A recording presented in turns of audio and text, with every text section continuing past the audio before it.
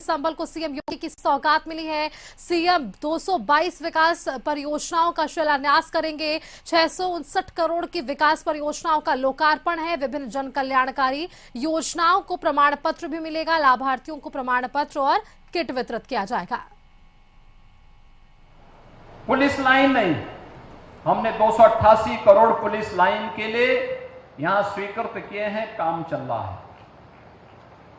जैसे police line का काम बेहतरीन तरीके से आगे बढ़ रहा है, ऐसे ही लगभग 80 एकड़ क्षेत्रफल में जिला मुख्यालय के निर्माण के लिए भी इंटीग्रेटेड ऑफिस कॉम्प्लेक्स देंगे। एक छत के नीचे जिला से जुड़े हुए सभी कार्यालय एक छत के नीचे लेके आएंगे और जनता को वहां पर सभी प्रकार की सुविधाएं उपलब्ध करवाने का काम करेंगे।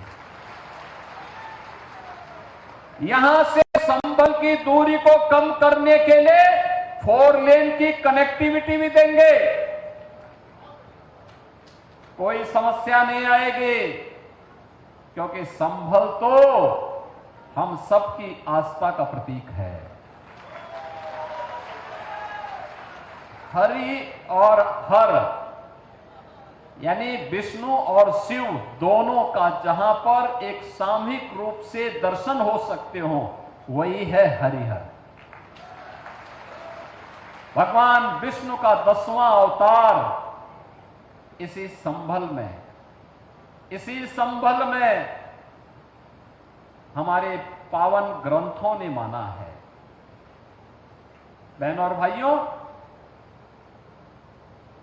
कुछ लोगों को यह विवादित विषय लगता होगा, क्योंकि जिनकी पृष्ठभूमि ही विवादित है, जिनका पारिवारिक पृष्ठभूमि ही विरासत है, उन्हें हिंदू परंपरा में विवाद नजर आता है। लेकिन यह विवाद का विषय नहीं हो सकता है। यह विवाद का विषय नहीं हो सकता है। यहां पर जब संभल की हम चर्चा करते हैं तो बहनों और भाइयों, यह हम सबका और दुनिया का ध्यान आकर्षित इसके माध्यम से हम सबका हो जाता है। आपने इस बात को देखा होगा कि संभल की चर्चा जो सबसे प्राचीन पुराण है, श्रीमद् भागवत महापुराण, 5000 साल पहले रचा गया था।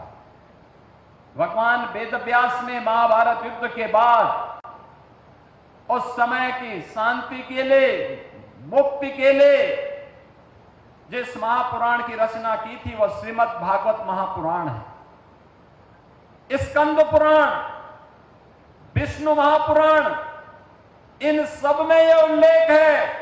चिल्ला चिल्ला के हमारे पावन ग्रंथ इस बात का उल्लेख कर रहे हैं कि भगवान विष्णु का 10वां अवतार कल्कि में होगा। स्कंद पुराण ने तो इस बारे में कहा है कि सत्य सत्यव्रतो नाम त्रेतायाम च महदगिरी द्वापरे पिंगलो नाम कलो संभल उच्यते। यानी संभल एक कलयुग का नाम है। अलग अलग युग में अलग अलग नाम थे। सतयुग में सत्यव्रत, त्रेता में महदगिरी, द्वापर में पिंगल और आज सांभल यानी संभल हो गया।